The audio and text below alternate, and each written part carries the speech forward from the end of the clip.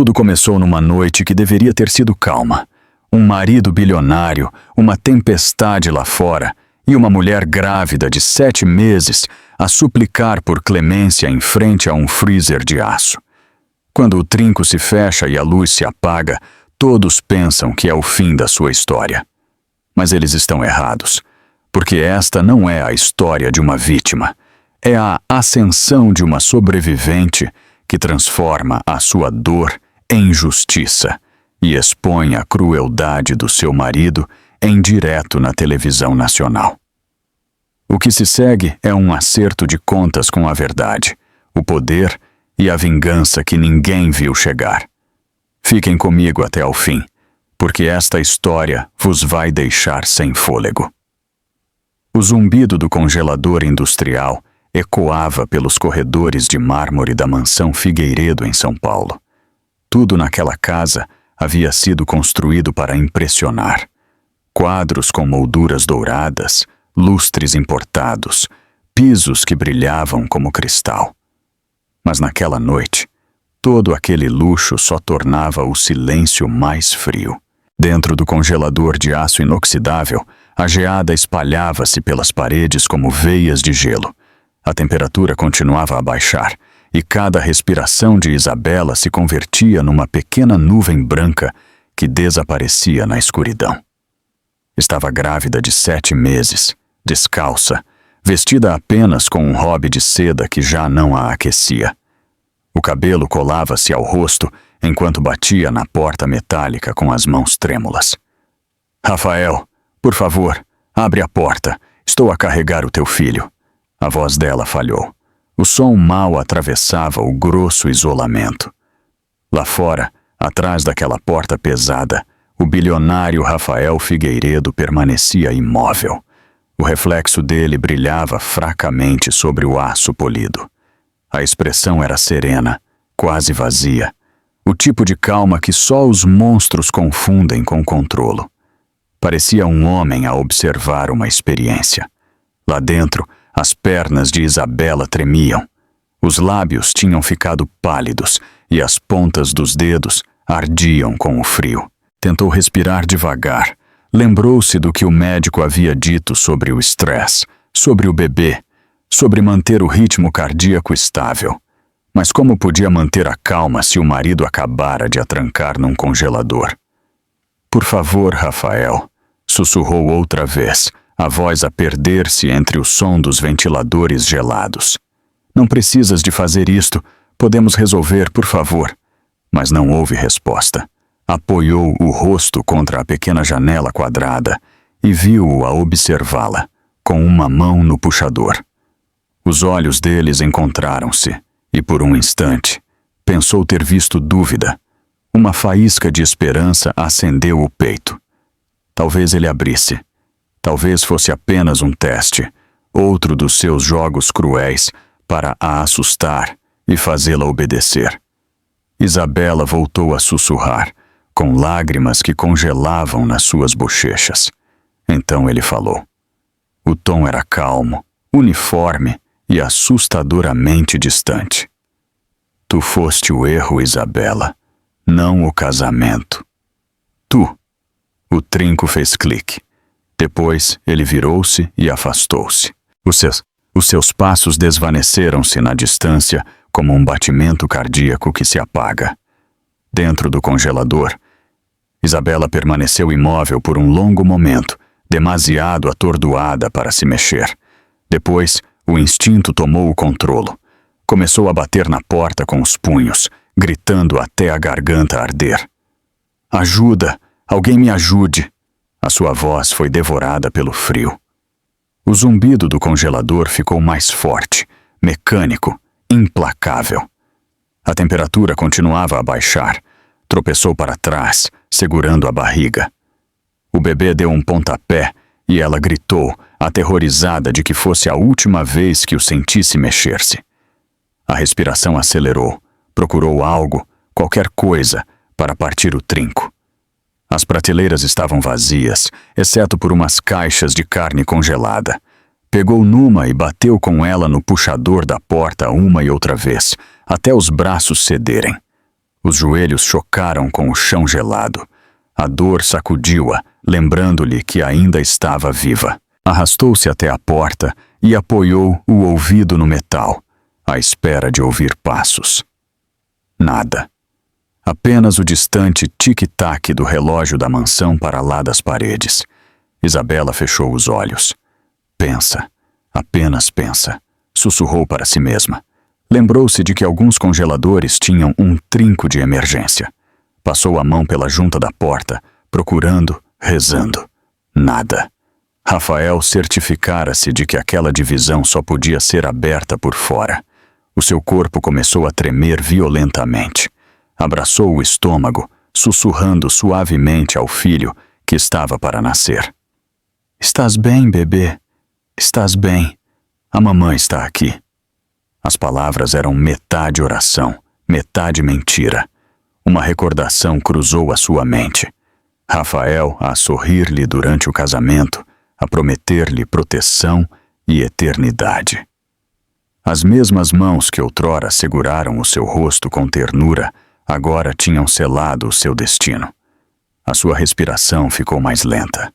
O frio entorpeceu primeiro as pernas, depois os braços. O ar tornou-se mais pesado, mais difícil de inalar. Esmagou as palmas contra a porta, deixando pegadas que desapareceram quando a geada as cobriu. Alguém, por favor, murmurou, quase inaudível. A força abandonava-a e os limites da sua visão começaram a ficar turvos. Então, naquela escuridão, algo dentro dela mudou. O medo transformou-se em algo mais aguçado. Não era raiva. Ainda não. Era uma promessa. Uma promessa de que se voltasse a ver a luz do dia, ninguém voltaria a silenciá-la. A sua mente flutuou entre flashes de memórias, o monitor do ultrassom a emitir um bip suave, o calor do sol a entrar pela janela do quarto do bebê, a voz de Rafael a sussurrar mentiras sobre o amor. Agarrou-se a esses fragmentos como se pudessem mantê-la viva. O seu corpo tremia, mas o seu espírito recusava-se a apagar-se. Olhou para a luz vermelha de emergência sobre a porta. Piscou uma vez. 2 vezes. Depois apagou-se. Os seus lábios entreabriram-se e, com o último suspiro, sussurrou uma única palavra. Ajuda. A câmara do destino reteve esse momento. A geada a espalhar-se sobre as suas mãos, o silêncio da mansão, a crueldade congelada no tempo. 1 ano antes do congelador. 1 ano antes de o seu nome se tornar uma manchete e o seu rosto um símbolo. Só havia luz, aplausos e um amor que parecia demasiado belo para ser questionado. Naquela época, Rafael Figueiredo era o homem que todas as revistas adoravam. O prodígio bilionário de São Paulo. Queixo marcado, fatos à medida e um sorriso que convencia investidores, jornalistas e até a sua esposa de que era um homem com propósito. As câmaras seguiam-no para todo o lado e ele amava cada flash. Ao seu lado estava Isabela, a esposa perfeita, ex-jornalista, inteligente, elegante e devota. Juntos pareciam a imagem do poder. A imprensa chamava-lhes os amantes poderosos do Brasil. Apareciam em todos os galas beneficentes no Copacabana Palace, em todos os jantares de premiação em Gramado, em todas as inaugurações de luxo. Os fotógrafos captavam momentos que pareciam espontâneos, mas que estavam perfeitamente preparados. A mão de Rafael nas suas costas. O seu sorriso suave, inclinado o suficiente para apanhar a luz. Cada foto fazia parte da atuação. Em público, ele era atencioso. Servia-lhe vinho, sussurrava-lhe elogios ao ouvido, ria-se das suas piadas mesmo quando ela não tentava ser engraçada. Mas por trás desses gestos havia regras. No início, pareciam inofensivas. Usa o vestido azul esta noite. Realça os teus olhos. Deixa-me responder às perguntas no evento de caridade. Não publiques nada nas redes sem me consultares primeiro. Pequenas coisas. Coisas que um marido amoroso poderia dizer. Isabela aceitou, acreditando que era cuidado. Não controlo.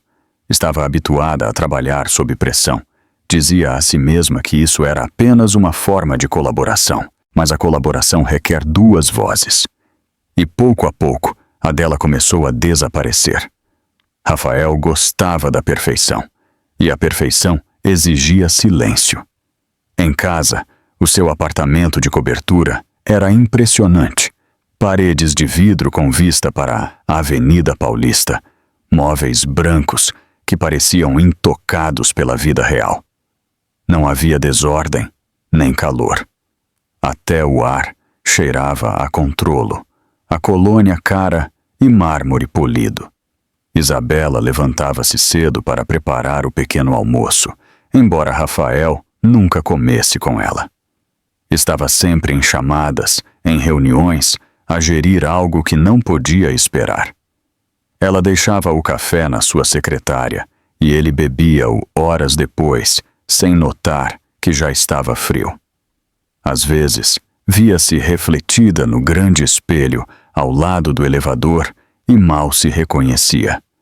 A mulher que a olhava já não era a jornalista que havia perseguido a verdade por continentes. Era uma sombra a viver na história de outro. Ainda assim, ela tentava. Convencia-se de que a gravidez mudaria tudo. Quando deu a notícia a Rafael, viu algo a passar pelo seu rosto. Primeiro surpresa, depois cálculo. Ele sorriu, abraçou-a e disse as palavras certas. É incrível, querida, vamos ser uma família. Mas a forma como o disse revirou-lhe o estômago. Não soava a alegria. Soava a propriedade. Depois disso, tudo girou em torno da imagem. Rafael organizou um comunicado de imprensa para anunciar a gravidez. Chamou um fotógrafo para tirar fotos espontâneas deles a comprar roupas para o bebê. Até agendou um evento de caridade para celebrar novos começos, um tema que coincidia convenientemente com o lançamento do seu novo projeto empresarial. Isabela continuou o jogo porque esse era o seu papel. Sorria através do cansaço, acenava enquanto suportava os enjoos e respondia aos jornalistas com uma elegância ensaiada. Sim, estamos felizes, dizia, com voz firme, embora as mãos tremessem atrás das costas. Quando as câmaras se apagavam, Rafael corrigia-a. Soaste nervosa. Não o faças outra vez. As pessoas notam a fraqueza. Sempre se tratava das pessoas, da imagem, nunca dela. Ele decidia que médico a devia ver. Assistia a todas as consultas, não porque se importasse, mas porque queria controlar a narrativa. Escolhia o design do quarto do bebê, escolhia a cor do berço, até ditava o que devia comer, alegando que era pela sua saúde. À noite, Isabela ficava deitada ao lado dele, a olhar para o teto enquanto ele deslizava o dedo no ecrã do seu telemóvel. Às vezes ele virava-se para ela e dizia: "Percebes a sorte que tens? A maioria das mulheres mataria para viver esta vida." Ela sorriu suavemente e sussurrou: "Eu sei." Mas por dentro, algo se quebrava. As suas amigas começaram a notar a mudança. Menos chamadas, menos visitas. Convites para almoçar que ela sempre recusava. A agenda do Rafael está uma loucura neste momento, dizia, inventando desculpas por ambos. Uma tarde, a sua melhor amiga, Camila, apareceu sem avisar. Isabela recebeu-a à porta, pálida e calada. O apartamento de cobertura parecia perfeito, mas havia um vazio que se sentia mal. Camila olhou em volta e franziu a testa. "Isto parece um museu", disse em voz baixa. "Estás bem?" Isabela hesitou. Por um segundo, quase disse a verdade. Quase confessou que sentia falta de rir, de escrever, de se sentir viva. Mas então ouviu a voz de Rafael do escritório. Quem é? O seu corpo paralisou. Sorriu para Camila, o mesmo sorriso perfeito que usava com os jornalistas. Está tudo bem, a sério. Depois de a amiga ir embora, Rafael saiu e fechou a porta atrás dele. Não convides ninguém sem me dizeres antes. Entendido? Isabela sentiu. Sentiu o peito apertado. Naquele momento, entendeu que já não tinha uma vida própria. Era parte do design dele. Naquela noite, enquanto escovava o cabelo, olhou para o espelho e sussurrou: quando deixei de existir? A casa estava em silêncio, exceto pelo murmúrio distante da cidade. Pela manhã, Rafael entregou-lhe um novo horário. A partir de agora, eu tratarei das consultas. Tu concentra-te em descansar. Descansar. Soava amável, mas significava isolamento. As chamadas pararam. O mundo exterior desapareceu. O seu universo reduziu-se a um homem que controlava cada minuto do seu tempo. No entanto, em pequenos gestos, a antiga Isabela tentava resistir. Mantinha um caderno escondido na gaveta da sua cômoda, onde escrevia pensamentos quando ele dormia. Já não eram artigos, eram confissões. Notas como: isto não é amor, e ele quer perfeição, não uma esposa. Às vezes escrevia uma única palavra, com letras trêmulas: foge, mas não o fazia. Ainda não, porque continuava a acreditar que podia resolver. Acreditava que o homem com quem se tinha casado ainda estava lá. Sob a frieza, acreditava que o bebê podia devolver a luz à sua casa. O amor torna ingênuos até os mais fortes, e a esperança pode ser tão perigosa quanto o medo.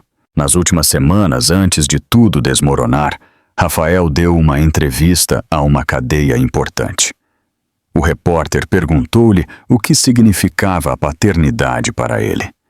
Rafael sorriu para a câmara com o mesmo sorriso encantador que havia construído impérios.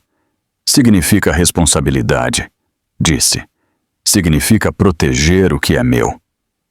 Essas palavras perseguiriam Isabela depois, porque não falavam de família, falavam de posse. E aquela vida perfeita que todos invejavam já estava a rachar. A ilusão derretia-se, uma respiração gelada de cada vez. Fungido a preto. Começou com algo pequeno, um som tênue no meio da noite. Um suave toque que vinha do escritório de Rafael ao fundo do corredor. Isabela acordou meio a dormir, o corpo pesado pela gravidez. A casa estava em silêncio, mas a luz sob a porta do seu escritório continuava acesa. Rafael tinha lhe dito que trabalharia até tarde, a finalizar contratos. Não era novidade. Costumava dizer essas palavras antes de desaparecer atrás daquela porta durante horas. Mas naquela noite sentia-se diferente. Algo no ar. O bebê deu um pontapé, um pequeno lembrete de que não estava sozinha. Vestiu o hobby e caminhou pelo corredor. O chão de mármore estava gelado sob os seus pés descalços. Quando chegou à porta do escritório, parou. Podia ouvir a voz de Rafael, baixa, controlada, encantadora. O mesmo tom que usava nas entrevistas. Depois, outra voz respondeu. Uma voz de mulher, leve, segura, familiar. Isabela paralisou. Inclicou-se mais perto, colando o ouvido à porta. Vanessa, disse Rafael em voz baixa. Preocupas-te demasiado. Ela não vai descobrir. Nunca descobre. O sangue desapareceu do rosto de Isabela. Vanessa Cole, a apresentadora de televisão. A mesma mulher que havia flirtado com Rafael no evento de caridade do mês passado. A que se havia rido demasiado tempo das suas piadas. O coração de Isabela começou a bater-lhe no peito. A voz de Vanessa flutuou através da porta. Não é tão ingênua como pensas. E se ela voltar a olhar para as finanças? E se começar a fazer perguntas? Rafael riu suavemente. Não o fará. Parou de fazer perguntas no dia em que se casou comigo. As palavras atravessaram-na como navalhas. Deu um passo para trás, uma mão sobre a barriga. Lá dentro, ouviu-se o som de papéis a mexerem-se. Depois, o clique de um isqueiro. O cheiro tênue do charuto de Rafael filtrou-se pela fresta da porta. Vanessa voltou a falar. Então já está feito. A transferência? Quase, respondeu Rafael. Assim que ela assinar os novos documentos, tudo ficará sob o meu controlo.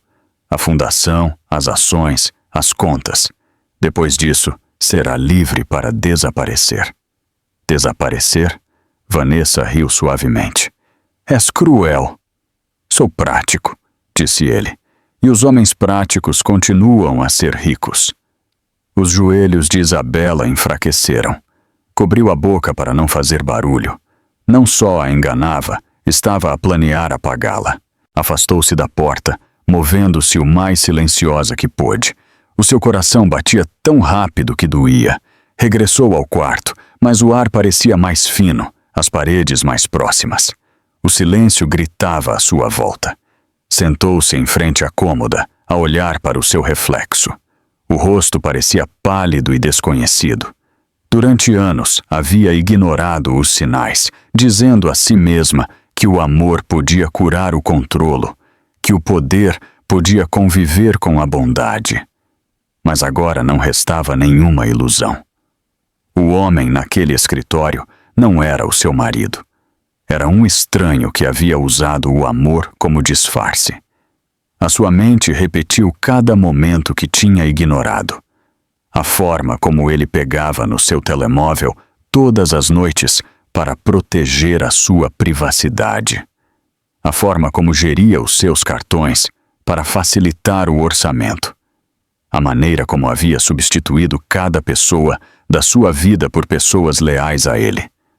Tudo fazia parte do plano, e ela tinha sido cega. O seu corpo tremeu, o bebê mexeu-se novamente, e ela colocou uma mão sobre a barriga, sussurrando. Sinto muito mesmo. Então, pela primeira vez em meses, os seus instintos de jornalista regressaram. Isabela levantou-se, foi até a sua mesinha de cabeceira e abriu a gaveta. Lá dentro estava o seu velho telemóvel, o que Rafael lhe tinha dito para parar de usar, o que ela nunca tinha deitado fora. Carregou no botão de ligar. Iluminou-se de imediato, como se tivesse estado à espera. Abriu a aplicação de gravador e colocou-o sobre a mesa. A voz de Isabela sussurrou suavemente, com voz trêmula, mas firme. Se algo me acontecer, se eu desaparecer, este é o meu registro. Então começou a falar. Descreveu tudo, as regras, o isolamento, a forma como ele lhe falava, o dinheiro que a tinha obrigado a assinar, o medo com que vivia todos os dias. A sua voz falhou a meio, mas não parou. Quando terminou, carregou em guardar e escondeu o telemóvel atrás de uma pilha de livros na prateleira. Depois ficou em silêncio, com o peso do que tinha feito a oprimir-lhe o peito. Sabia que ainda não podia confrontá-lo, não até ter mais provas. Na manhã seguinte, Rafael já estava vestido quando ela acordou. Sorriu-lhe, o mesmo sorriso perfeito que enganava o mundo. Não quis acordar-te, disse. Precisas de descansar.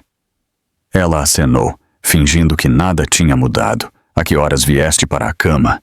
Tarde, respondeu com suavidade. Já sabes como é o trabalho. Beijou-lhe a testa.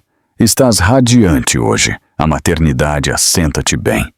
Se notou como as mãos dela tremiam ao pegar no café. Não disse nada. Naquele dia, Isabela seguiu a sua rotina como sempre. Pequeno almoço, consulta médica, descanso. Mas por dentro estava acordada pela primeira vez em meses. Observava-o com atenção, memorizando cada gesto. Quando ele saiu para uma reunião, ela foi ao seu escritório. O seu coração batia com força enquanto entrava. O lugar cheirava a fumo e poder. Abriu a gaveta que ele sempre mantinha trancada. Desta vez abriu-se com facilidade, como se ele se tivesse esquecido de a fechar bem. Lá dentro havia pastas, recibos, e-mails impressos.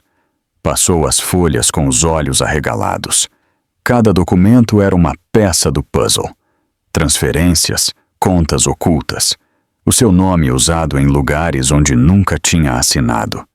E depois, viu as fotografias, dezenas delas, Rafael e Vanessa em jantares privados, de mãos dadas em hotéis, a sorrir como se pertencessem a outro mundo. Numa foto, Vanessa usava o seu colar, o mesmo que Rafael tinha dito que perdeu numa viagem de negócios.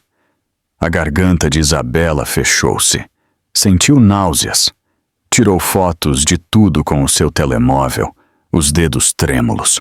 Depois encontrou uma última pasta. Lá dentro, no topo, havia um e-mail impresso com uma única linha que lhe gelou o sangue. Assim que ela assinar as suas ações, finalmente poderemos ser livres. Não conseguia respirar. Cobriu a boca, desta vez para não gritar. Naquela noite sentou-se no quarto do bebê, o candeeiro a iluminar as paredes cor de amarelo pálido. Olhou para o berço minúsculo que haviam pedido, o mesmo que tinha escolhido com tanta esperança. Livres, sussurrou com amargura. Ele quer ser livre. Os seus olhos encheram-se de lágrimas, mas não chorou. Não desta vez. Em vez disso, apoiou a mão na sua barriga e falou com calma. Nós não somos vítimas. Não mais. No mais profundo do seu interior, algo endureceu. A parte dela que alguma vez acreditou no perdão tinha desaparecido. Isabela ainda não o sabia, mas naquela noite cruzou a linha invisível entre a mulher que tinha sido e a mulher que estava prestes a converter-se. Fungido a preto. A tempestade começou pouco depois da meia-noite. O céu sobre a mansão Figueiredo fervilhava com trovões e a chuva batia nas janelas como fragmentos de vidro. Lá dentro, as luzes piscavam, projetando sombras longas e trêmulas sobre o chão de mármore. Isabela estava na cozinha, ainda vestida com o seu robe de seda. As suas mãos tremiam enquanto segurava os documentos que Rafael lhe havia entregado mais cedo. Eram papéis legais, contratos que não entendia, transferências, fundos de investimento, revisões da propriedade da fundação. Tudo escrito na mesma linguagem de controlo. Havia passado a noite toda a tentar convencer-se a não confrontá-lo. Mas já não podia guardar silêncio, não depois do que tinha visto, não depois daqueles e-mails. Quando ouviu os passos pesados a descer as escadas, o seu coração começou a bater com força. Rafael apareceu ao fundo do corredor, com a camisa meio abotoada e uma expressão calma, mas fria. Os relâmpagos iluminavam a sua figura atrás dele, como se estivesse esculpido em pedra. "Por que não estás a dormir?" perguntou. A sua voz era firme, o tipo de firmeza que se torna perigosa. Isabela deu um passo para trás. "Encontrei os teus arquivos." Ele parou. "Que arquivos?" "Os do teu escritório, as contas, as fotos, os e-mails." A voz dela tremia, mas obrigou as palavras a saírem. "Mentiste-me. Ias tirar-me tudo. Ias apagar-me." Rafael não se mexeu por vários segundos. O trovão rugiu lá fora, profundo e distante. Depois suspirou, como se ela só lhe tivesse causado um incômodo. "Devias ter ficado fora daquele quarto." "Planeavas roubar a minha vida?" disse ela. "A minha fundação, o meu dinheiro, o meu nome." "Não é roubo", respondeu em voz baixa. "É estratégia, algo que nunca entendeste." O peito de Isabela contraiu-se. "Confiei em ti." Ele caminhou na direção dela. E esse foi o teu erro. Ela recuou até chocar com o balcão.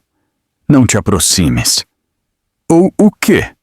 Disse em tom zombeteiro, quase divertido. Vais chamar alguém? Quem te acreditaria? Há meses que te queixas de estresse. Cancelaste todas as tuas consultas. Isolaste-te. Eu certifiquei-me disso. A respiração dela parou. Certificaste-te? Ele sorriu com arrogância. Achas mesmo que o mundo estaria do teu lado? Não és nada sem mim, Isabela. Só és a cara bonita que se colocou ao lado do império. Eu construí isto. Um relâmpago partiu o céu. As luzes voltaram a piscar. Por um instante, a casa ficou às escuras. Quando a luz regressou, ele estava a apenas alguns passos de distância, com o rosto duro como vidro. Assina os papéis, disse, e poderemos seguir em frente. Não o farei, sussurrou ela. Ele bateu no balcão com a mão, fazendo-a sobressaltar-se. Vais assiná-los, agora mesmo. Isabela rasgou os papéis ao meio e deixou que os pedaços caíssem no chão. A sua voz falhou, mas não se importou. Acabou. Não serei mais a tua marioneta. Oh! Por um segundo houve silêncio, o tipo de silêncio que precede uma ruptura. Então, o rosto de Rafael mudou.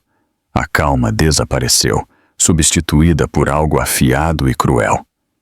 Achas que podes desafiar-me, sua vadia? Ela recuou. Não faças isto. Rafael, por favor, para. Ele moveu-se mais rápido do que ela esperava. A sua mão fechou-se à volta do pulso dela. Isabela debateu-se, gritando enquanto a pressão aumentava. Estás a magoar-me. A magoar-te, gritou ele. Não sabes o que é a dor. O vento uivava por toda a casa. Em algum lugar, uma porta fechou-se com estrondo. A luz do congelador piscava na entrada da cozinha, fria e estéril. Rafael arrastou-a na direção dele. Ela tentou soltar-se, agarrando-se à borda do balcão, mas as suas forças esgotavam-se. Por favor, Rafael, o bebê. Ele parou um instante, apertando a mandíbula. O bebê, repetiu em voz baixa. Achas que isso muda alguma coisa? Achas que me torna fraco? Empurrou-a para dentro do congelador aberto. Ela tropeçou, segurando-se contra a moldura metálica. O ar que saía de dentro cortou-lhe a pele como navalhas. Rafael, por favor, gritou. Não faças isto. Olhou para ela com olhos que já não pareciam humanos. Arruinaste tudo. Arruinaste-me a mim. Empurrou-a para dentro, as costas dela chocaram contra a parede e o impacto roubou-lhe a respiração. Antes que pudesse virar-se, a porta pesada fechou-se. O som do trinco foi mais forte do que o trovão. Ela gritou o nome dele, batendo na porta com os punhos. Rafael, Rafael, por favor, eu te imploro. A sua voz ressoou dentro da câmara de aço, engolida pelo rugido dos ventiladores. A temperatura descia rapidamente. A geada começou a formar-se nas prateleiras, no seu cabelo, nas suas pestanas. Bateu na porta uma e outra vez até as mãos lhe doerem. As lágrimas ardiam nos seus olhos, depois congelaram na sua pele. Por favor, sussurrou entre respirações trêmulas. Por favor, não me deixes morrer. Lá fora, Rafael permaneceu imóvel. O seu reflexo brilhava sobre a superfície prateada. Por um momento fechou os olhos. Talvez um vislumbre de culpa o tenha atravessado, mas desvaneceu-se rápido. Apoiou a palma na porta, quase com ternura, e murmurou. Devias ter obedecido. Depois virou-se e foi-se embora. Lá dentro, Isabela caiu de joelhos. O ar estava tão frio que respirar doía.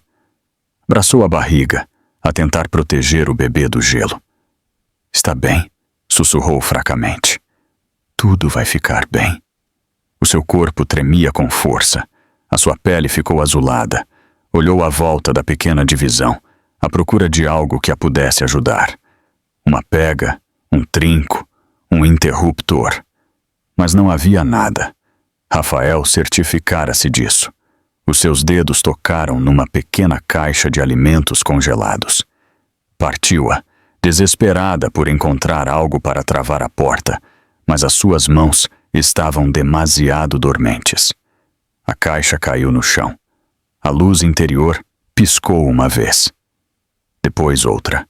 Obrigou-se a arrastar-se até a porta. O seu corpo falhava, mas a sua mente recusava-se a render-se. Colou o ouvido ao metal, à espera de ouvir passos. Nada. Só silêncio e o zumbido da máquina.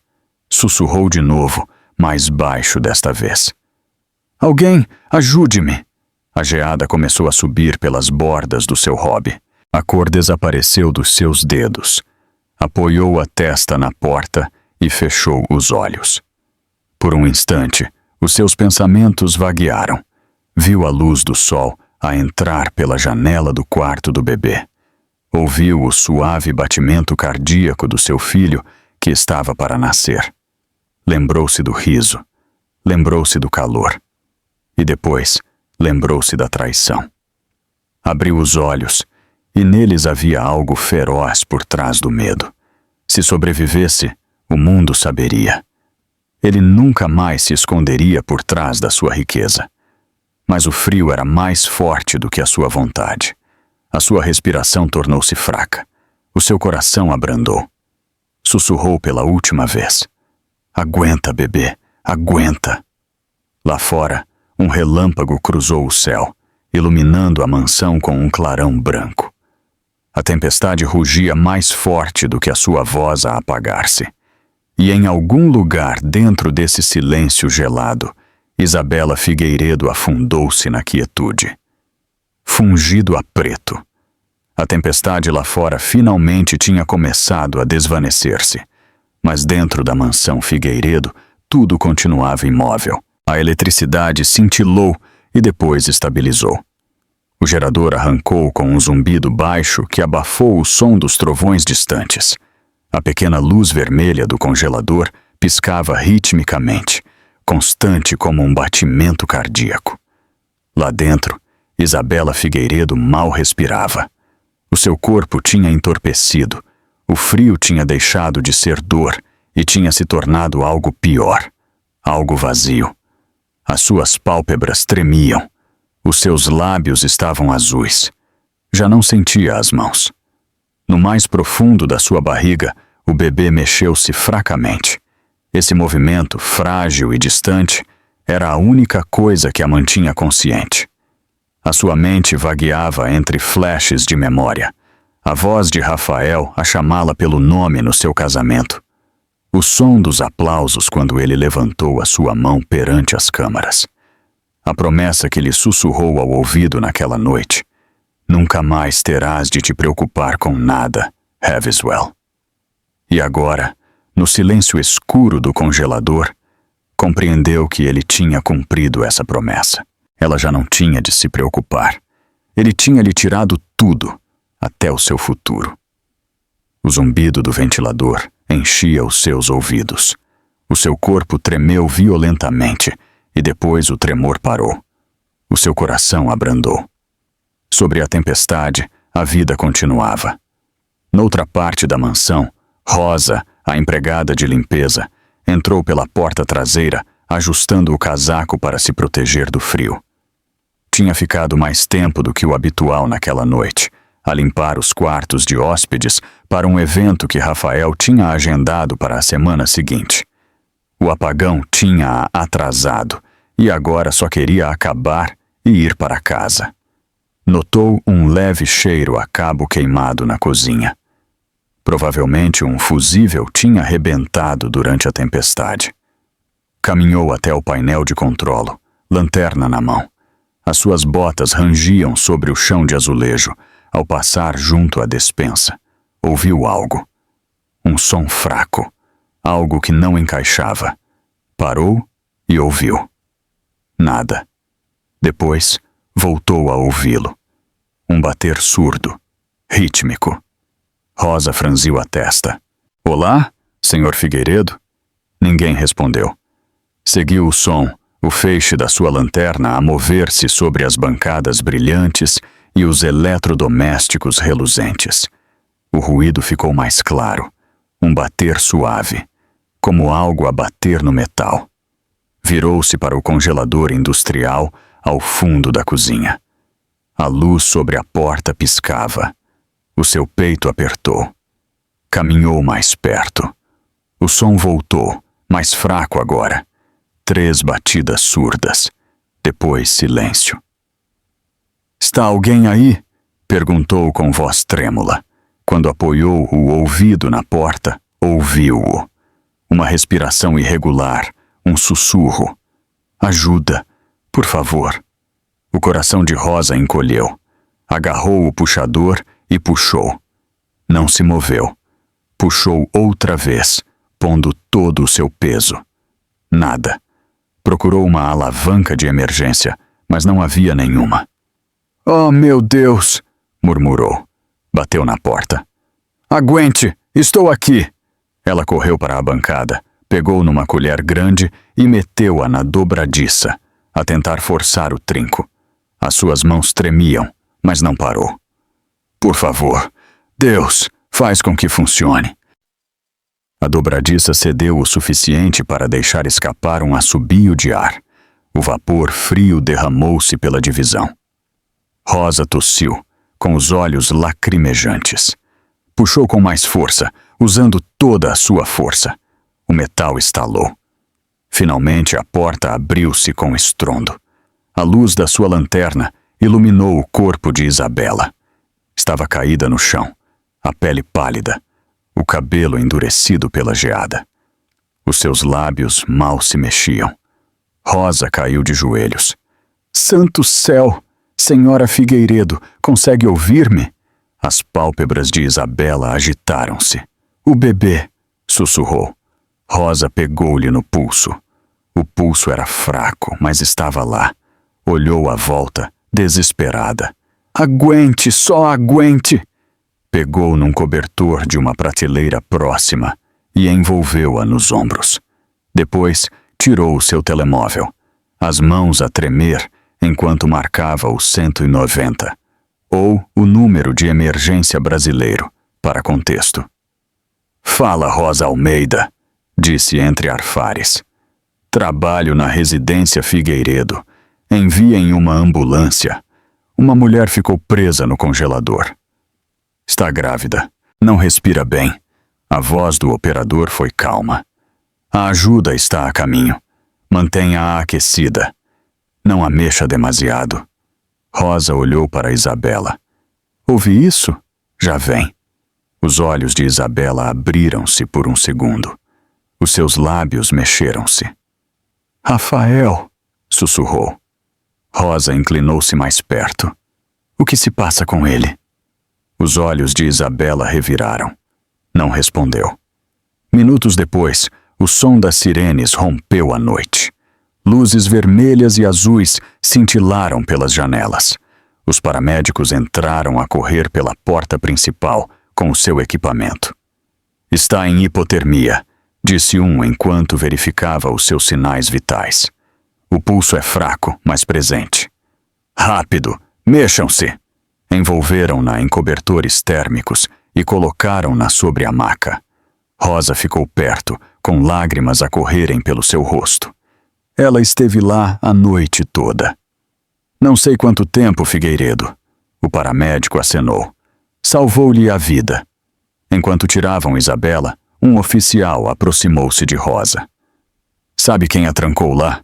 Rosa hesitou. Os seus olhos dirigiram-se para a grande escadaria, para os quartos lá em cima. "O marido", disse em voz baixa. "O senhor Rafael." O oficial franziu a testa. "Não está aqui?" Ela negou com a cabeça. "Não, saiu antes da tempestade." Lá fora, a chuva tinha diminuído para uma garoa. Os paramédicos subiram Isabela para a ambulância. Rosa subiu também, segurando-lhe a mão. Dentro do veículo, o calor do aquecedor rembaciou as janelas. A respiração de Isabela começou a estabilizar-se, fraca, mas constante. O paramédico ajustou a sua máscara de oxigênio. Está a lutar, disse em voz baixa. Quer viver. Rosa apertou-lhe a mão. Ouve isso, querida. Luta. Tu e esse pequeno bebê. Pela primeira vez, Isabela abriu os olhos completamente. O seu olhar era difuso, perdido entre as luzes e os rostos esborratados. Os seus lábios moveram-se sob a máscara. Obrigada, sussurrou. Rosa sorriu entre lágrimas. Não me agradeças ainda, só fica comigo. E a ambulância avançou pelas ruas molhadas, as sirenes a cortarem o silêncio da madrugada. Lá dentro, os monitores apitavam ritmicamente, seguindo o compasso do coração de Isabela. No hospital, as enfermeiras correram para a receber na entrada. Os médicos deram ordens rápidas enquanto a levavam para dentro. Hipotermia severa. Gravidez no 3º trimestre. Temperatura corporal 30 graus. Administrem líquidos mornos, oxigênio quente e monitorização fetal. Rosa ficou no corredor, a olhar através do vidro enquanto a equipa trabalhava. Uma enfermeira tocou-lhe no ombro com suavidade. Fez um bom trabalho, senhora. Ela tem sorte de você estar lá. Rosa acenou. Ela ainda não se sente sortuda, mas talvez um dia o faça. Minutos depois, dentro da divisão, os monitores começaram a emitir bips constantes. O batimento cardíaco do bebê encheu o ar, forte e claro.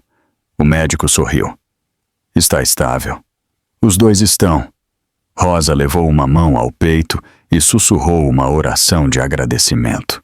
Naquele momento, enquanto o sol começava a nascer sobre a cidade, o pesadelo que quase terminou em silêncio encontrou o seu primeiro sopro de esperança. Isabela Figueiredo tinha sobrevivido. Por pouco. Mas tinha sobrevivido. O primeiro que Isabela ouviu ao acordar foi o som de um bip. Lento, constante, mecânico. O teto branco do hospital sobre ela era desconhecido. O seu corpo sentia-se pesado, envolto numa tepidez que não reconhecia. Por um momento pensou que ainda estava a sonhar. Depois virou a cabeça e viu o monitor ao lado da sua cama. 2 ecrãs. Um para o seu coração, outro para o bebê. O seu peito apertou. O batimento cardíaco do bebê era forte. Exalou, deixando que uma lágrima deslizasse pela sua bochecha. Estava viva. Ambos estavam. A porta abriu-se suavemente. Uma enfermeira entrou com um sorriso amável. Bom dia, senhora Figueiredo. Está no Hospital Santa Clara. Está aqui há 2 dias. A garganta de Isabela estava seca. O bebê? Saudável, disse a enfermeira. Ambos estão estáveis agora. Isabela sentiu-se fraca, sentindo como o alívio a envolvia como uma onda. Depois lembrou-se do congelador, a porta, a voz de Rafael. O pânico subiu tão rápido pelo seu peito que lhe doeu a respirar. A enfermeira notou. Está segura aqui, disse em voz suave. Há um agente da polícia fora do seu quarto. Ninguém lhe pode fazer mal agora. As palavras deviam ter-lhe trazido consolo, mas só lhe lembraram o que havia perdido, a sua casa, a sua confiança, o seu casamento. Mais tarde, naquela manhã, a porta abriu-se novamente. Um homem de fato cinzento entrou segurando um bloco de notas. O seu distintivo brilhava sob a luz fluorescente.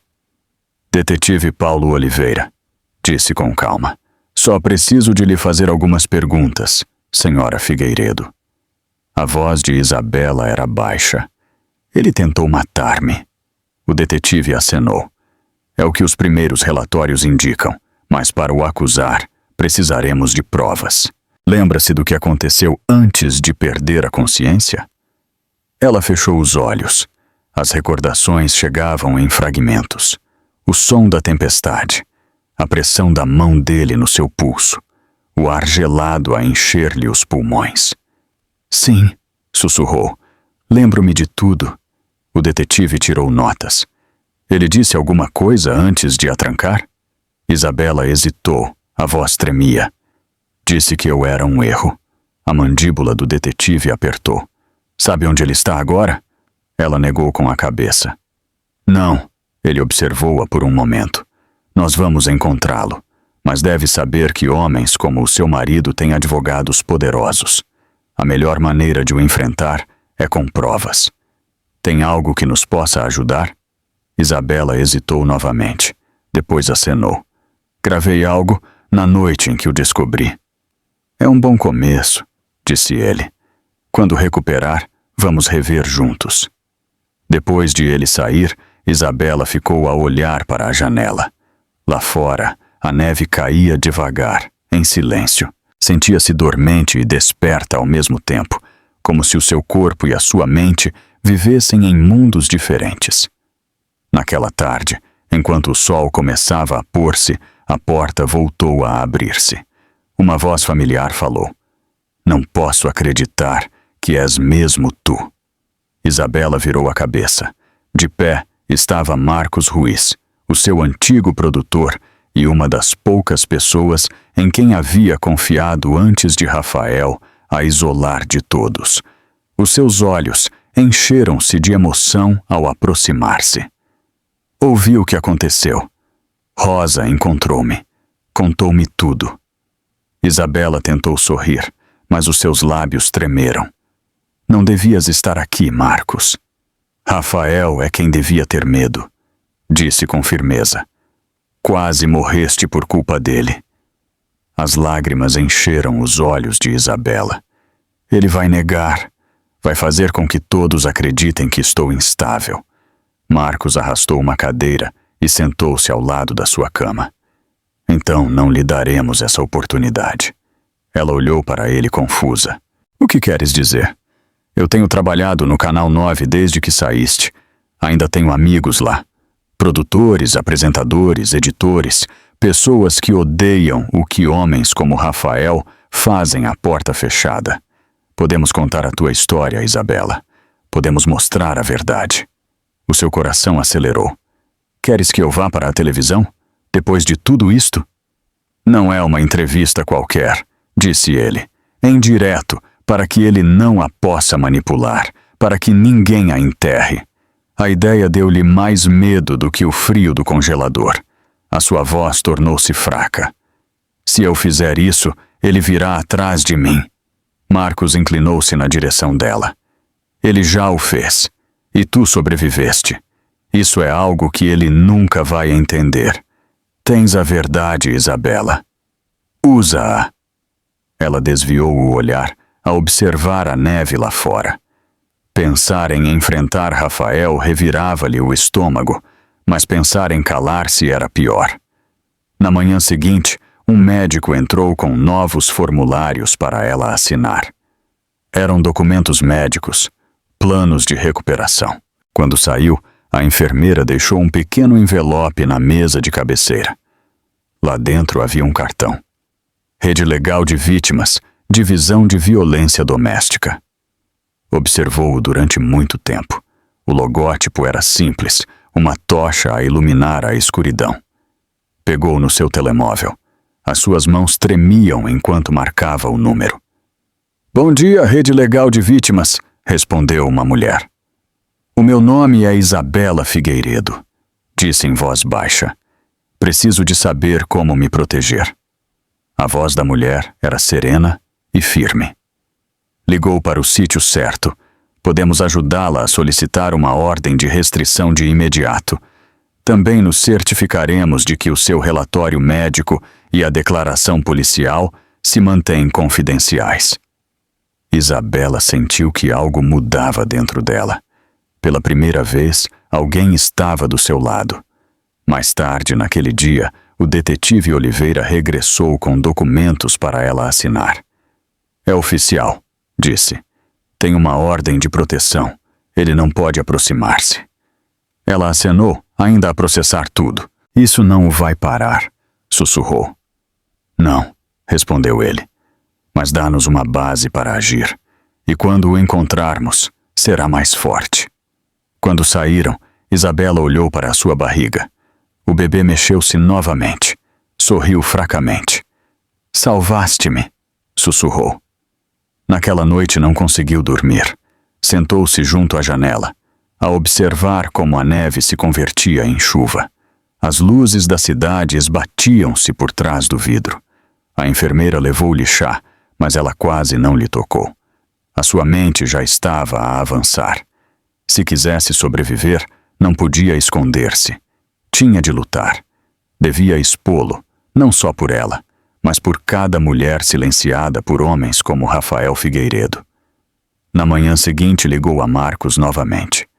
Se vamos fazer isto, disse, temos de o fazer bem. Ele sorriu do outro lado do celófel. Eu sabia que dirias isso. Vou reunir as gravações e os contactos. Tu descansa. Depois planeamos o momento. Quando desligou, fechou os olhos e respirou fundo. O medo ainda estava lá, mas por baixo havia algo mais forte. Determinação. A neve tinha derretido fora do Hospital Santa Clara, mas dentro do quarto de Isabela, o ar continuava pesado. Tinham passado semanas desde que abriu os olhos naquela sala estéril, e, no entanto, todas as manhãs acordava com o mesmo pensamento. Ele tentou matar-me. Cada amanhecer trazia uma nova dor. O seu corpo curava mais rápido do que a sua mente. Os hematomas desapareciam. A sua força regressava, mas a recordação do congelador nunca ia embora.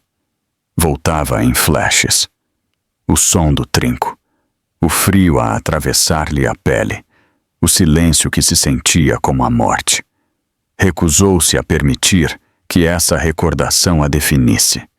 Recusou-se a continuar a ser uma vítima. Os médicos diziam que precisava de descanso. Ela respondia que precisava de um propósito. Uma manhã tranquila, sentou-se junto à janela com um caderno no colo.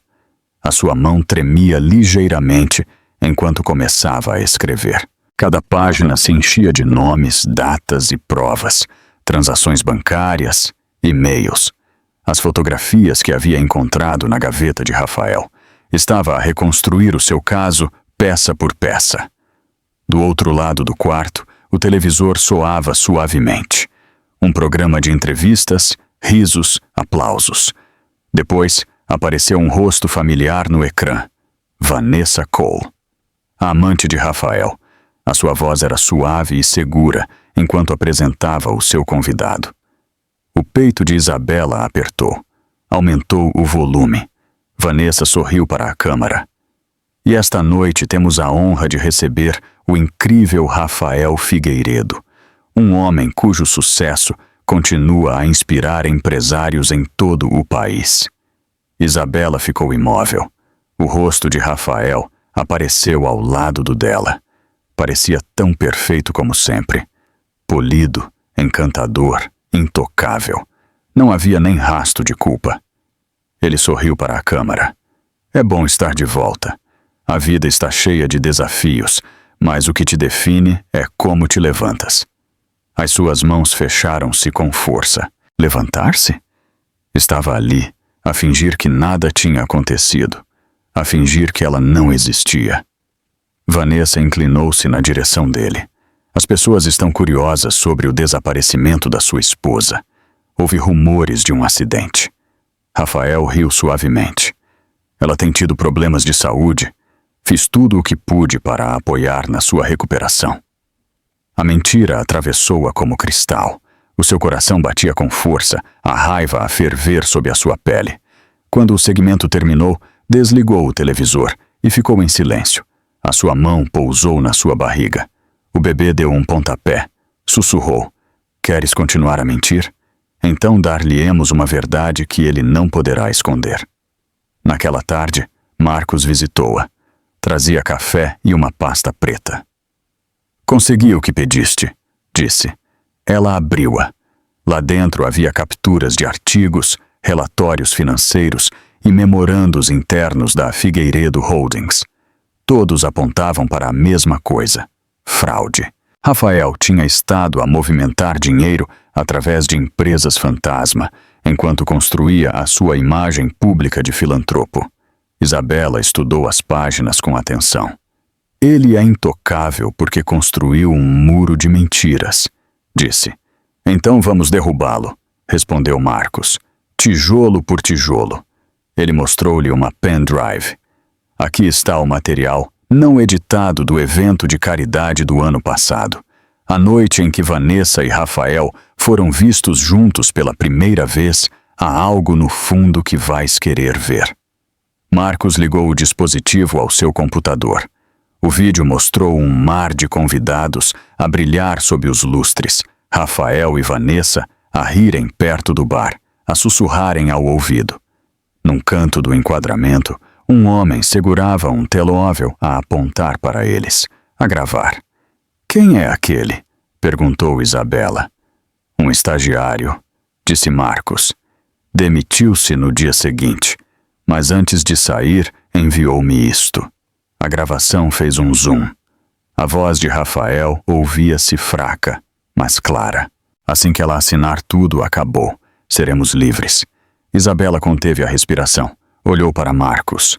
Isso é uma prova. Ele acenou. E vamos usá-la. Durante os dias seguintes, Isabela trabalhou sem descanso. Cada documento que havia reunido tornou-se parte de um puzzle maior. Marcos ajudou-a a contactar advogados, investigadores e jornalistas de confiança.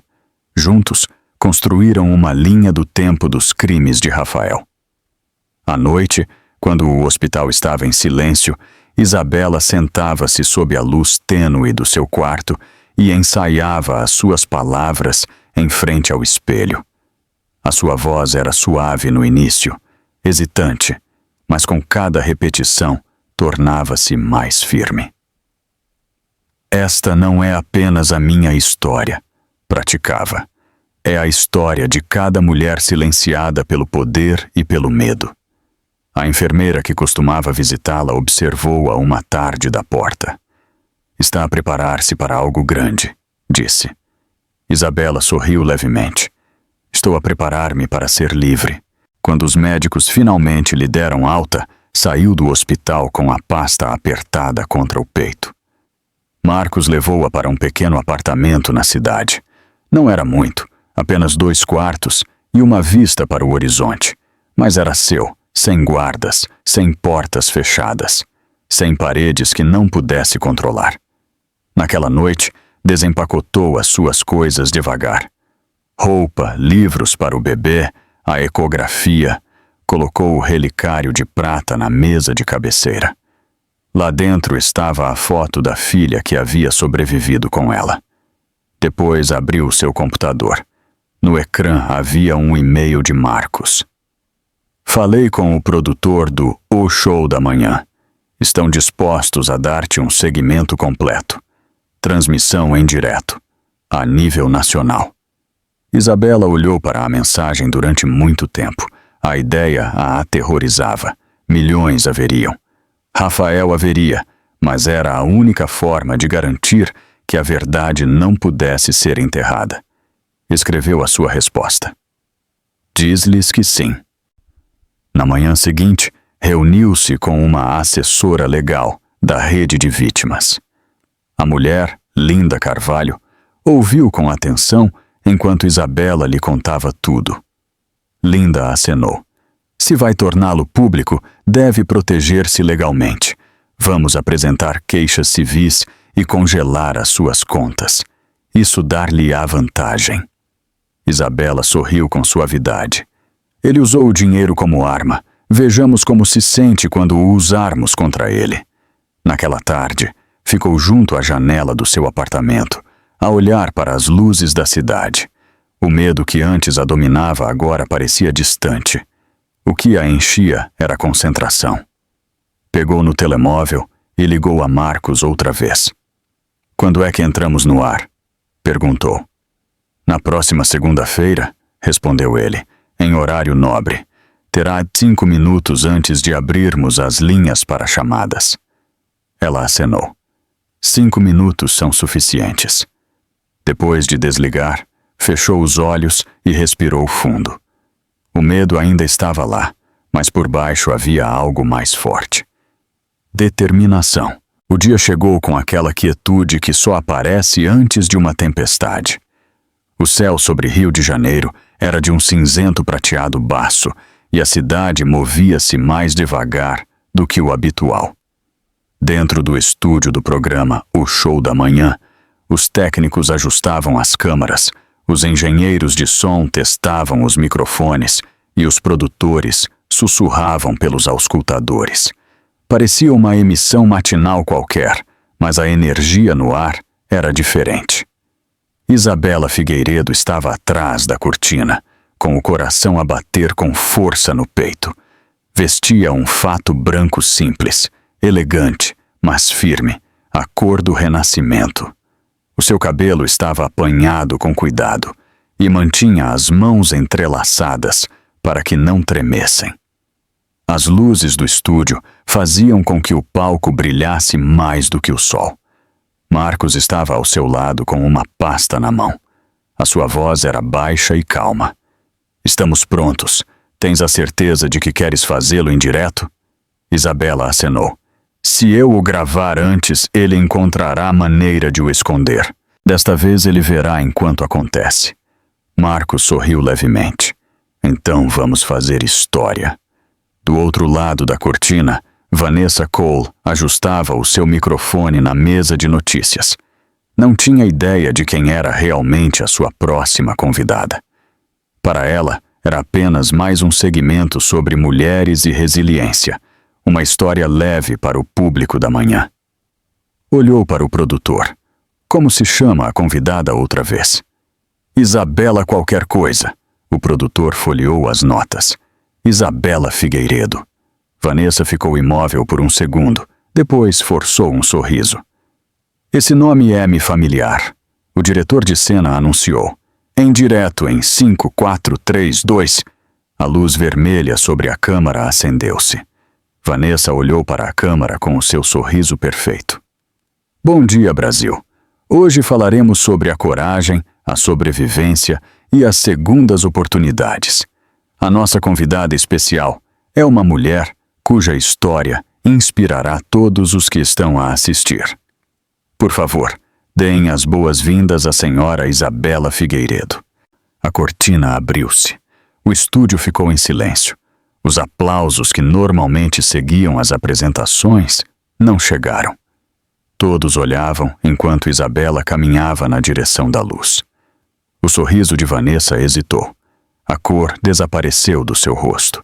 Isabela chegou ao centro do palco e sentou-se em frente a ela. Os seus movimentos eram calmos, deliberados e elegantes. Ajustou o microfone e olhou diretamente nos olhos de Vanessa. "Obrigada por me convidar", disse com suavidade. Vanessa pigarreou. "Claro. É um prazer ter-te aqui." As câmaras aproximaram-se. Em todo o país, os espectadores inclinaram-se na direção dos seus ecrãs. Vanessa tentou recuperar a compostura. "Então, Isabela, entendo que passaste por uma grande experiência. Queres contar-nos o que aconteceu?" Isabela sorriu com calma. "Sim, mas acho que vou deixar o mundo ver por si mesmo." Virou-se para a câmara. Os seus olhos estavam serenos, mas havia poder por trás deles. "Bom dia, Rafael", disse com clareza. "Lembraste-te do congelador." O estúdio ficou completamente imóvel. A equipa paralisou. A mandíbula de Vanessa apertou. Marcos, de pé atrás da câmara, fez um pequeno sinal ao controlo. Um técnico carregou numa tecla. O enorme ecrã atrás das duas mulheres ganhou vida. No início mostrou estática. Depois a imagem focou-se. Um vídeo de uma câmara de segurança doméstica. A cozinha da mansão Figueiredo. A data e hora no canto. Rafael Figueiredo apareceu no ecrã, de pé junto ao congelador, a gritar. A sua voz ressoou pelos altifalantes do estúdio. "Arruinaste tudo!" Depois ouviu-se o som da porta a fechar-se. A câmara captou o reflexo de Isabela por um segundo enquanto caía lá dentro. O grito dela seguiu-se. Um murmúrio de surpresa percorreu o estúdio. Vanessa empalideceu, as mãos a tremerem por baixo da mesa. "Apaguem isso", sussurrou, mas ninguém se mexeu. O público em casa não conseguia desviar o olhar. Isabela manteve o olhar fixo na câmera, a sua voz firme. "Este vídeo foi tirado do sistema de segurança da nossa casa. O meu marido, Rafael Figueiredo, trancou-me naquele congelador, deixou-me lá para morrer." Vanessa tentou falar. Isso não pode ser. Deve haver uma explicação." Isabela virou-se para ela, a sua expressão calma, mas aguda. "Tu eras a explicação. Ajudaste-o a mentir. Sorriste ao lado dele, enquanto ele construía um império baseado no engano." Os lábios de Vanessa tremeram. "Eu não sabia." Isabela inclinou ligeiramente a cabeça. "Não sabias?" Atrás dela, o ecrã mostrou mais material, documentos, e-mails, fotografias, Rafael e Vanessa em cenas privadas, a rirem, a beijarem-se. Depois, a última peça, uma gravação da voz de Rafael. "Assim que ela assinar as suas ações, seremos livres." O som encheu cada canto do estúdio. Isabela olhou diretamente para a câmera. Durante meses, o mundo viu a história de um casal perfeito. Mas a perfeição era uma jaula. E agora, essa jaula está partida. A sala de controlo estava em silêncio, só se ouvia o zumbido das luzes. O produtor sussurrava freneticamente pelo auscultador de Vanessa. "Cortem para os anúncios." Mas o diretor na cabine negou com a cabeça. "Ainda não." Isabela inclinou-se na direção do microfone. "Não estou aqui para destruir ninguém. Estou aqui para dizer a verdade. E a verdade é que a riqueza nunca deve proteger um homem da justiça." O público do estúdio começou a aplaudir, devagar no início, depois com mais força. Vanessa permaneceu imóvel, incapaz de reagir. A transmissão espalhou-se pela internet instantaneamente. Os clipes inundaram as redes sociais. Em minutos, Isabela Figueiredo era tendência mundial. As linhas da estação de televisão saturaram-se com chamadas e mensagens. No seu apartamento de cobertura do outro lado da cidade, Rafael Figueiredo olhava para a emissão com incredulidade. A sua mão tremia ao aumentar o volume. A imagem da sua esposa enchia o ecrã, viva e desafiadora. A voz de Isabela ressoou em cada sala de estar do Brasil. A cada mulher que foi obrigada a calar-se, a cada pessoa a quem foi dito que a sua dor deve ser um segredo. Isto é para vocês. Falem, sobrevivam, recuperem a vossa história. A câmara afastou-se. O público levantou-se. Os aplausos encheram o estúdio como um trovão. Vanessa continuava imóvel, com o microfone ligado.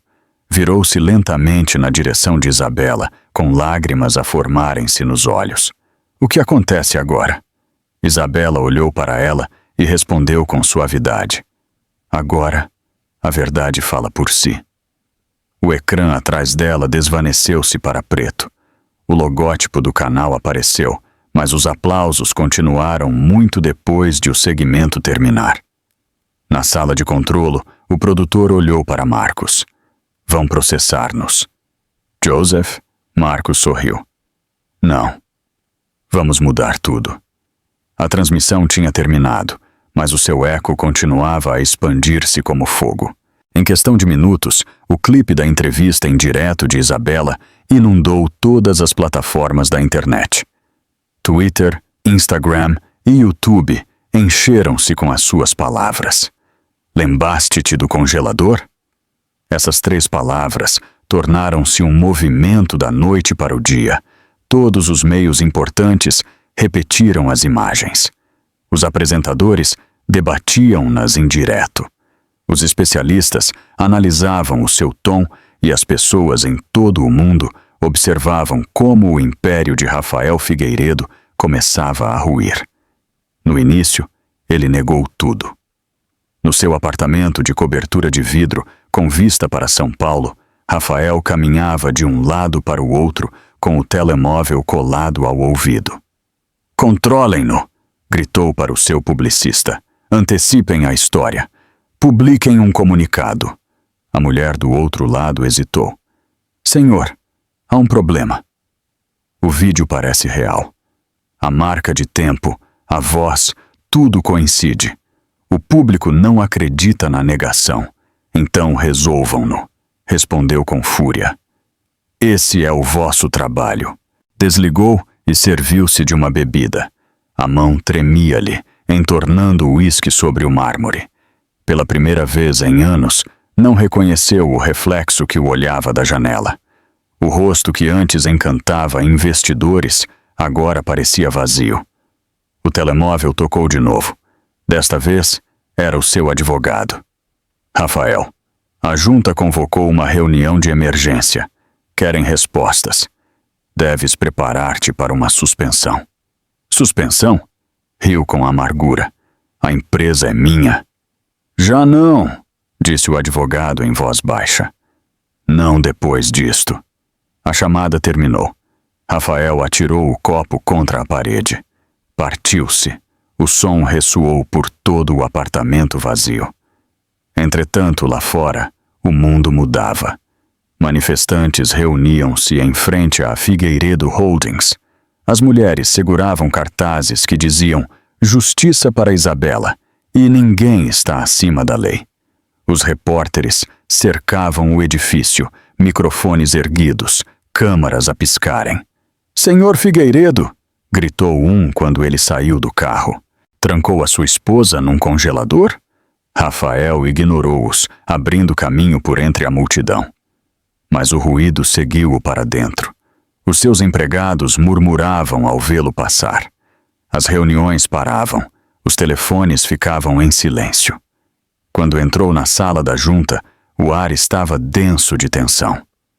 12 membros da direção estavam sentados em fila, com o rosto sério. Na cabeceira estava Roberto Lopes, um homem que outrora o tinha chamado de seu protegido.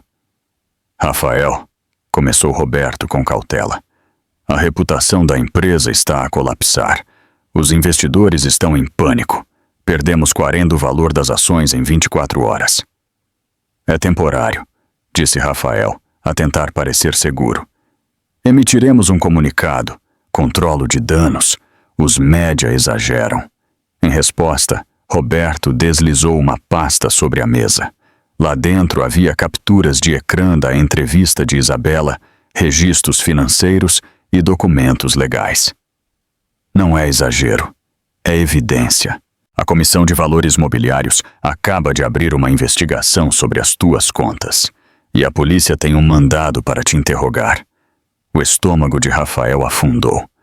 Não me podem fazer isto, a voz de Roberto endureceu. Fizeste-o a ti mesmo. Pela primeira vez, a sala pareceu mais pequena do que o congelador. O controlo de Rafael tinha desaparecido. A junta votou por unanimidade suspendê-lo como diretor executivo, com efeito imediato. Ao cair da tarde, a notícia apareceu em todos os canais. A manchete dizia: o bilionário Rafael Figueiredo suspenso após escândalo de abuso. Os repórteres postaram-se em frente ao seu edifício, a transmitir em direto cada segundo. Nas redes, as pessoas desmembravam as suas velhas entrevistas, analisando o seu sorriso falso e a forma como falava dos valores familiares. Numa noite, passou de um visionário admirado a uma desgraça nacional. Vanessa Cole, a mulher que outrora se sentou ao seu lado na televisão, foi a seguinte. O seu próprio canal exigiu explicações. Durante uma emissão em direto, desatou a chorar. Eu não sabia, disse. Ele também me mentiu, mas ninguém lhe acreditou. Voltaram a circular as suas antigas entrevistas com Rafael. Cada riso, cada olhar flerte agora parecia cumplicidade. A internet já tinha ditado o seu veredito. Na cidade, Isabela observava tudo do seu apartamento. Estava sentada no sofá, segurando a sua filha recém-nascida nos braços. A respiração suave do bebê acalmava o seu coração. Marcos estava ao seu lado, com o computador aberto. Ele está a perder tudo, disse. As ações, os patrocínios, a reputação, acabou. Isabela acenou devagar. Ainda não. Não até que ele enfrente a justiça. O toque à porta de Rafael chegou pouco depois da meia-noite. Abriu-a e encontrou 2 detetives. Rafael Figueiredo? Ele ajeitou o casaco com um sorriso forçado. O que é isto? Está preso por tentativa de homicídio e fraude, disse um dos oficiais, lendo-lhe os seus direitos. O sorriso de Rafael desvaneceu-se. Não me podem prender. Eu sou... O detetive interrompeu. Era bilionário, agora é suspeito. Os vizinhos olharam das janelas, enquanto o outrora intocável Rafael Figueiredo era escoltado algemado. Os flashes das câmaras iluminaram a noite. Pela manhã, as imagens estavam em todo o lado. O mesmo homem que havia construído a sua vida sobre o poder e a aparência olhava em silêncio para os repórteres, enquanto lhe gritavam perguntas. Como se sente ao perder tudo? A entrevista da sua esposa destruiu-o? Não respondeu. A arrogância que o tinha acompanhado nas conferências e juntas tinha desaparecido. Só restava um homem despojado pelas suas próprias mentiras. Na esquadra da polícia, o detetive Oliveira esperava-o com uma pasta de provas. Quando Rafael entrou na sala de interrogatório, o detetive colocou-a sobre a mesa e disse: "Devias ter ficado longe do congelador." Rafael olhou para ele com ódio. "Acha que ela vai ganhar? Ela não é nada sem mim." Oliveira abriu a pasta e tirou uma fotografia de Isabela com a sua filha. Parece que ela está a ir muito bem. Horas depois, Rafael estava sozinho na sua cela. O eco da porta metálica ao fechar-se foi o som de tudo o que havia perdido. Lá fora, o movimento que Isabela tinha iniciado continuava a crescer. As mulheres partilhavam as suas próprias histórias sob o hashtag Data de Lembre do Freezer. Os noticiários chamavam-lhe a mulher que derrotou o poder. Os programas noturnos repetiam a sua entrevista. O fragmento onde dizia "A riqueza nunca deve proteger um homem da justiça" tornou-se um dos vídeos mais partilhados do ano. Nesse mesmo momento, dentro da fria e vazia cela, Rafael compreendeu finalmente o que significava o verdadeiro silêncio. Não era paz. Era consequência. O julgamento chegou e passou, mas a história de Isabela Figueiredo nunca se desvaneceu. A sala do tribunal enchia-se todos os dias. Os jornalistas cobriam os corredores. A nação inteira observava como as provas se revelavam peça por peça. Quando o veredito foi lido, ninguém respirou. Rafael Figueiredo foi declarado culpado de tentativa de homicídio, fraude e obstrução da justiça. As palavras do juiz ressoaram na sala silenciosa. O poder não é imunidade. A riqueza não tem valor quando é construída sobre a crueldade. O rosto de Rafael permaneceu impassível enquanto os oficiais o levavam. Lá fora, uma multidão esperava. Alguns seguravam cartazes que diziam "Justiça para Isabela". Outros simplesmente aplaudiam. Isabela observava a transmissão da sua pequena sala, com o seu bebê a dormir nos braços. A luz do televisor piscava sobre o seu rosto. Não houve gritos de alegria nem celebração, apenas um alívio tranquilo. Desse tipo que chega quando uma tempestade finalmente termina. Passaram os meses. A cidade começou a pronunciar o seu nome com respeito em vez de compaixão. Os artigos chamavam-lhe a mulher que falou pelas silenciadas. As universidades convidavam-na a falar sobre força, verdade e sobrevivência. Cada vez que subia ao palco, os aplausos sentiam-se menos como fama e mais como reconhecimento. Mas Isabela não procurava atenção. Procurava propósito. O dia em que inaugurou a Fundação Aurora para Mulheres e Crianças foi claro e luminoso. Os repórteres reuniram-se em frente ao edifício renovado na Avenida Atlântica, no Rio.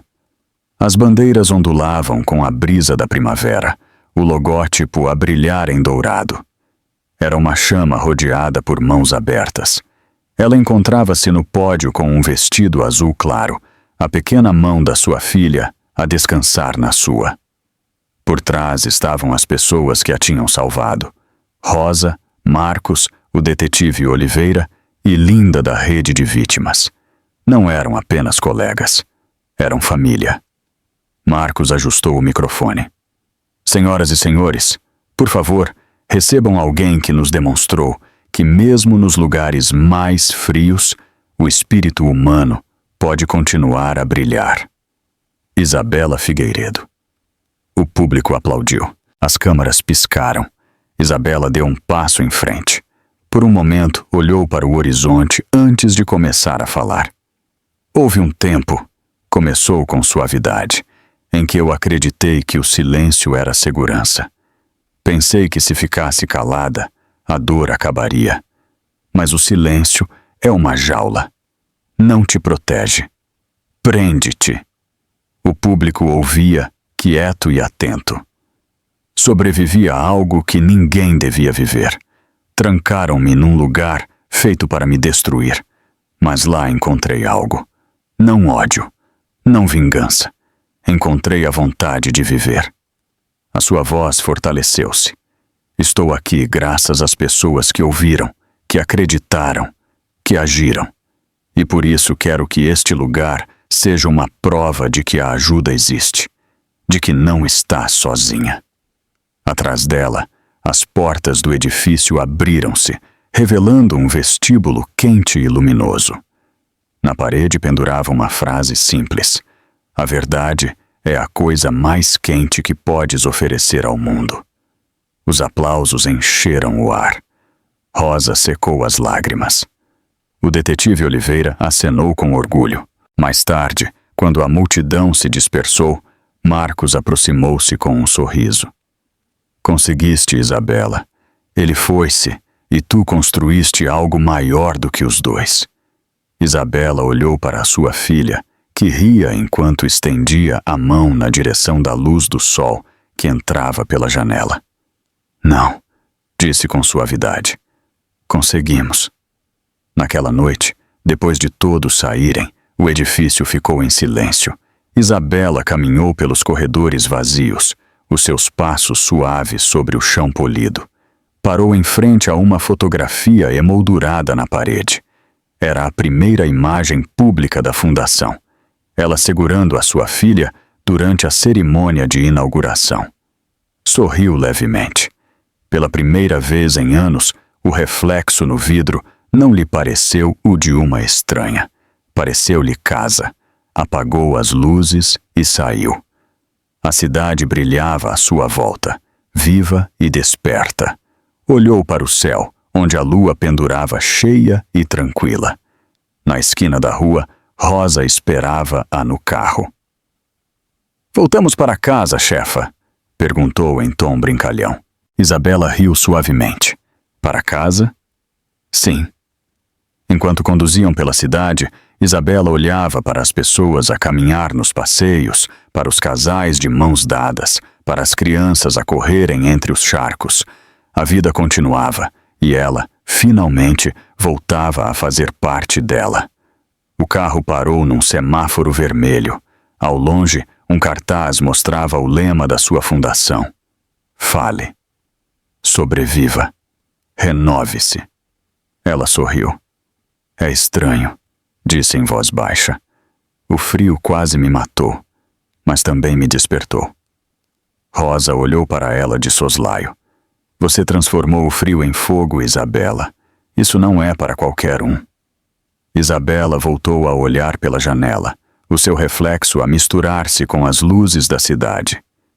Talvez, ou talvez o fogo sempre estivesse lá, só precisava de me lembrar dele.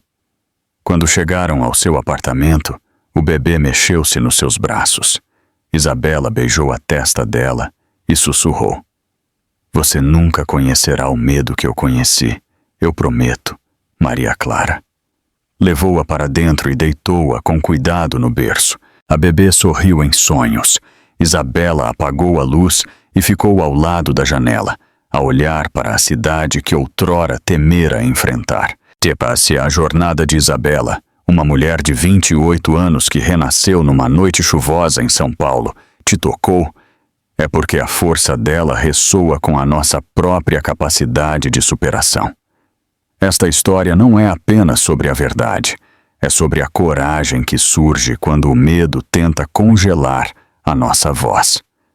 A cada passo que damos, seja nas movimentadas ruas do Rio de Janeiro ou em qualquer canto do Brasil, nós escolhemos o caminho da liberdade e da justiça. Nós vimos Isabela transformar o seu medo em fogo, e essa é uma lição para todos nós. A sua história tem o poder de acender uma luz na escuridão de outra pessoa.